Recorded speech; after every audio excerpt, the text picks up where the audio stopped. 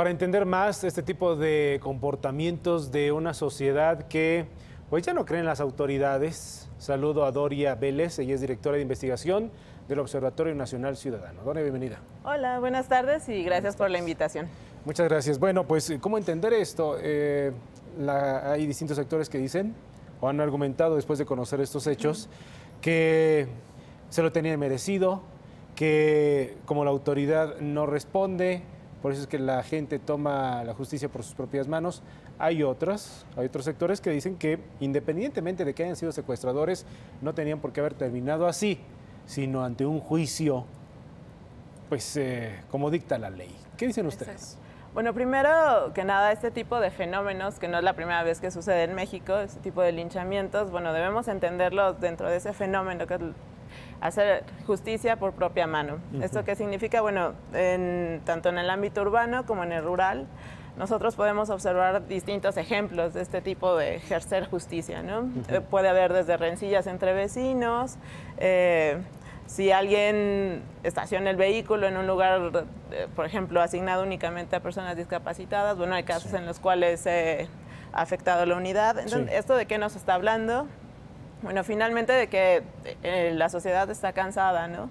Está cansada de la falta de resultados de las autoridades. Por eso a mí me llama mucho la atención la declaración que hace el secretario de Gobierno del Estado de México, porque finalmente no solo se trata de que la población esté tratando de defender o protegerse, ¿no? Sino que es un síntoma en el cual te está dando a entender que no solo las autoridades no están actuando de la mejor manera para controlar, prevenir y combatir el delito, sino que también el hecho de que hayan optado por esa vía, bueno, que está vinculado con el alto porcentaje de impunidad que hay sobre distintos casos. Sí, de hecho, recuperando esto, Doria, lo que nos decía el propio secretario de Gobierno es, a ver, no tenemos conocimiento de más secuestros. Bueno,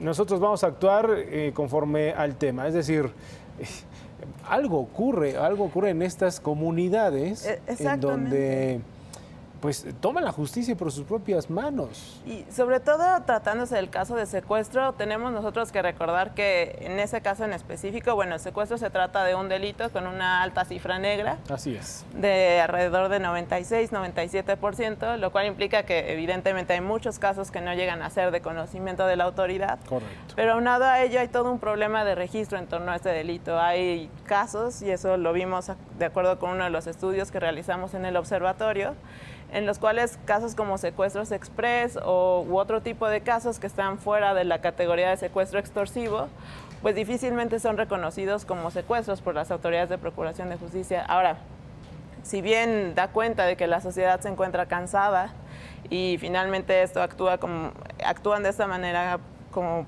resultado de una especie de desesperación, etcétera, debemos entender que este tipo de actos finalmente tampoco llegan a culminar en el fin último, ¿no? Que es tener acceso a la justicia. Claro. Porque el hecho de que se efectúen ese tipo de acciones, bueno, se alcanza a tener cierto grado de venganza, pero tenemos que recordar lo que implica el tener acceso a la justicia, que es que la víctima tenga una reparación del daño y finalmente que se cumpla con que este tipo de hechos no se vuelvan a repetir, ¿no? Correcto, correcto.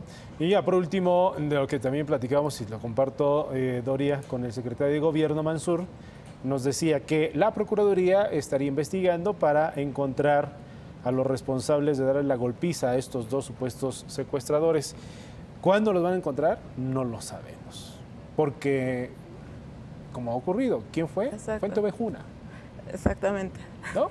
Exactamente. Esa es la historia. Sí, lamentablemente en el país y no solo en el caso del Estado de México, estamos enfrentando un alto grado de impunidad de distintos tipos de actos, ¿no? Sí. Y todo esto forma parte del complejo contexto crisis que enfrenta el país, en el cual es una crisis de violencia y una crisis también que viene acompañada de la impunidad, de la falta de confianza en las instituciones. Claro. Doria Vélez, muchas gracias por estar con nosotros y por esta explicación. Al contrario, gracias por su invitación.